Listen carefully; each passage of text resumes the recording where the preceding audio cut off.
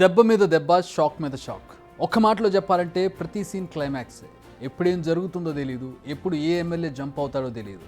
Form హౌస్లో ఉన్న పెద్ద ఆయనకు అసలు మనశ్శాంతి ఇవ్వడం లేదు బీఆర్ఎస్ పార్టీ నేతలు. ఇప్పుడు ఈ విషయాలన్నింటినీ చెప్పుకోవడానికి ఒక రీజన్ ఉంది. అదేంటో మీరు వినండి.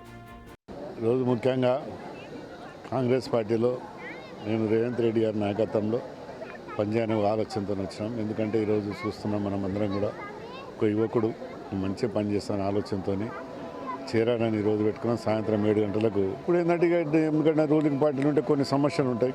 ఆ సమస్యలను తీర్చుకోవాలంటే రూలింగ్ పార్టీలు ఉంటే చర్చించుకుంటామని చెప్పి ఈరోజు తీసుకోవడం జరిగింది. ఆ నిర్ణయంతో ముఖ్యమంత్రి గారితో కూడా చర్చించడం జరిగింది.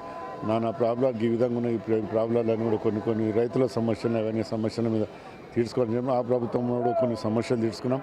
ఏదేమైనా రాజకీయాలు మారుతూనే ఉంటాయి అనుకోండి, ఎవరి మీద మనం బురద దుల్లేదు కాదు. ఏదేమైనా కానీ రేవంత్ రెడ్డి నాయకత్వంలో పనిచేసి ప్రజలకు అందరికీ న్యాయం చేయాలనే ఆలోచనతోనూ ఈ ప్రభుత్వం కూడా మొత్తం తీర్చాలనే ఆలోచనతోనూ ముఖ్యమంత్రి గారితో చర్చిస్తే అవన్నీ చేద్దాం మీరు రండి అని చెప్పి నేను చెప్పాను. మాకు ఎక్కడ ఒత్తిడి లేదేం లేదు, మా ఇష్టంతోనే మేము పోతున్నాం. ఎవరైనా ఒత్తిడి చేసే అవసరం వాళ్ళకు కూడా లేదు. ప్రభుత్వానికి మెజార్టీ ఉన్నది, మెజార్టీ అవసరం. మా ఇష్టంతో సంవత్సరం చూసినాం మేము. కొన్ని సమస్యలు ఉన్నాయి కానీ తీర్చలేకపోయినాం. ప్రజలందరూ కూడా మమ్మల్ని ఒత్తిడి చేస్తున్నారు. 4 మాటలు గెలిచిన ప్రజలకు ఏం చేయలేకపోతే నేను కూడా ఆలోచించి ప్రభుత్వాన్ని పోయి ముఖ్యమంత్రి గారితో మాట్లాడి మా సమస్యలను కూడా సాల్వ్ చేసుకోవాలని పోతున్నాను. చేరిక ఫిక్స్, ముహూర్తం ఖరారు. ఇది క్లియర్ కట్గా చెప్పేశారు రాజేంద్ర నగర్ ఎమ్మెల్యే ప్రకాష్ గౌడ్. ఆయన మరో క్లారిటీ ఇచ్చారు. తనని ఎవరూ సంప్రదించలేదు, ఎవరూ బెదిరించలేదు.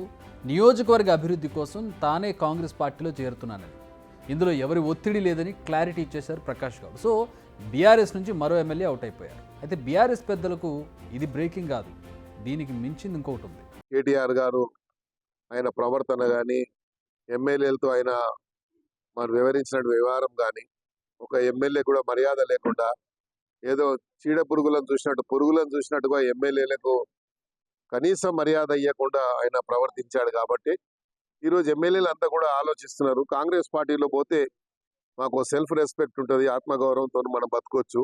ఎమ్మెల్యేస్ ఇంతమంది రావడానికి కారణం ఏంటి? ఈరోజు ప్రకాష్ గౌడ్ అని ఉట్టి ప్రకాష్ గౌడ్ కాదు, నిన్న మొన్న నాతోని దగ్గర 10 మంది ఇంకా మాట్లాడారు. 10 మంది అడిగారు. నేను చెప్పాను కాంగ్రెస్ పార్టీలో నేను ఉన్నాను కాబట్టి నాకు తెలుసు, కాంగ్రెస్ పార్టీలో స్వేచ్ఛ అనేది మనకు sky is the limit. Congress పార్టీలో ఒక 6 మంది రేపు జాయిన్ అవుతున్నారు, రేపు ఎల్లుండో. మొత్తానికి మాత్రం ఈ 15 రోజులలో మొత్తం కూడా మెర్జ్ అయిపోయేది గ్యారంటీ. మిగిలేదు ఒక 2-3 మిగులుతారు. ఆ మిగిలిన వాళ్ళు కూడా ఇక ఏమంటారు, అది ఎటు పోవాలన్నా అటు పోవాలా అని ఆలోచనలు ఉంటారు తప్ప, అయోమయ పరిస్థితుల్లో మిగిలిపోయిన వాళ్ళు ఉంటారు తప్ప మనస్ఫూర్తిగా ఉండేవాళ్ళు మాత్రం ఎవరు ఉండరు అక్కడ. మనసు అనేవాడు ఉన్నవాడు, ఆత్మగౌరవం ఉన్నవాడు, సెల్ఫ్ రెస్పెక్ట్ ఉన్నవాడు మాత్రం వాడు ఉండడు. అప్పుడు ఏదో దానం నాగేందర్ మీద యాంటీ డిఫెక్షన్ వేస్తాము, అయ్యవా ఉడొద్దంటూ నేను ఏడైనా వద్దన్నాడు. నేను కూడా కోట్లనే తెలుసుకుంటా.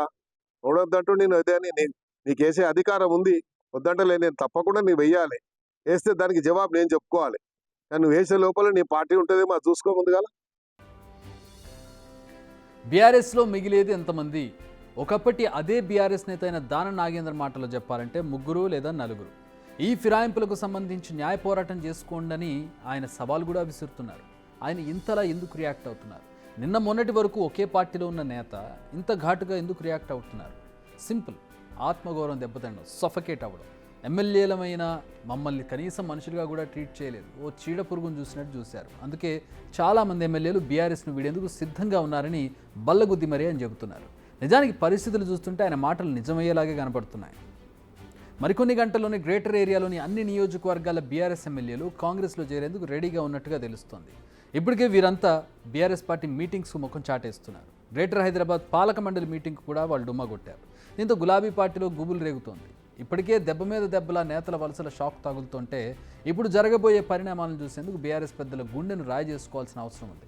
నిజానికి మంత్ ఎండ్ వరకు ఈ చేరికలను పూర్తి చేయాలన్నది కాంగ్రెస్ టార్గెట్. ఆలోపు బీఆర్ఎస్ ఎల్పీని విలీనం చేయాలని కాంగ్రెస్ ఆలోచన. ఇప్పుడు పరిస్థితులు చూస్తుంటే అంతకు ముందే కాంగ్రెస్ ఈ టార్గెట్ను రీచ్ అయ్యేలాగా అనిపిస్తోంది. Kukatpally MLA Madhavaram Krishna Rao, Quthbullapur MLA KP Vivekanand, Uppal MLA Bandaru Laxma Reddy, Serilingampally MLA Arekapudi Gandhi, Amberpet MLA Kaleru Venkatesh, Patancheru MLA Gudem Mahipal Reddy, Malkajgiri MLA Marri Rajasekhar Reddy, Sanath Nagar MLA Talasani Srinivas, ఈ లిస్టులో ఉన్న ఒకరిద్దరు తప్ప అందరి దారి కాంగ్రెస్ వైపే ఉన్నట్టుగా కనపడుతోంది. ఇప్పటికే మాజీ మంత్రి తలసాని కూడా పార్టీలో చేరమని రాయబారం వెళ్ళినట్టుగా తెలుస్తోంది. మరి ఆయన ఎలాంటి నిర్ణయం తీసుకుంటారన్నది చూడాలి. మొత్తానికి కార్పొరేషన్ ఎన్నికల నాటికి గ్రేటర్ ఏరియాలో బలపడాలన్నది కాంగ్రెస్ ఆలోచన.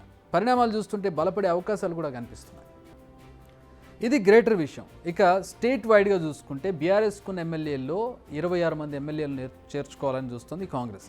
అందుకే అడుగులు వేగంగా వేస్తుంది. అయితే ఈ చేరికలపై బీఆర్ఎస్ కూడా గట్టిగానే పోరాడుతుంది.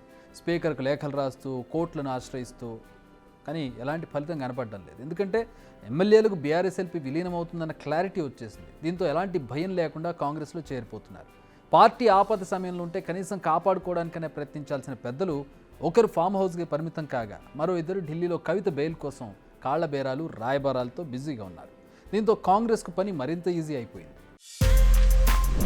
బిగ్ టీవీ అవుట్లుక్ కథనాలు నచ్చితే వెంటనే బిగ్ టీవీ ఛానల్ ను సబ్స్క్రైబ్ చేయండి.